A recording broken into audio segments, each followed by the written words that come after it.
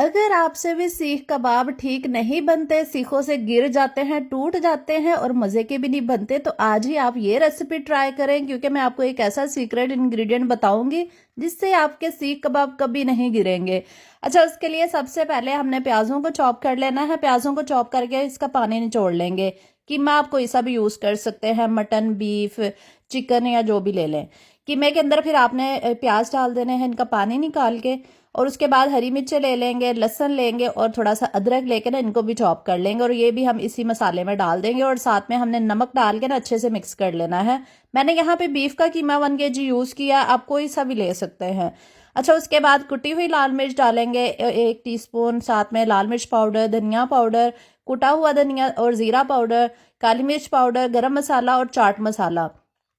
और ये है सीक्रेट इंग्रेडिएंट, मीठा सोडा। ये आपने ½ टीस्पून लाजमी डालना है, और सारी चीज़ों को अच्छे से मिक्स कर लीजिएगा। स्पाइसेस आप अपनी मर्जी से एडजस्ट कर सकते हैं, कम ज़्यादा कर सकते हैं। कीमे को अच्छी तरह गूंद के आपने रख देना है जनाब फ्रिज में आधे घंटे के लिए, और उसके बाद आपने एक एक मुट्ठी कीमा पकड़ना है, उसको अच्छी तरह मसल के फिर आपने सीखों पे लगाना है इस तरह से। ये देखिए इस तरह इजीली लग जाता है, और थोड़ा सा डिज़ाइन बना दीजिएगा।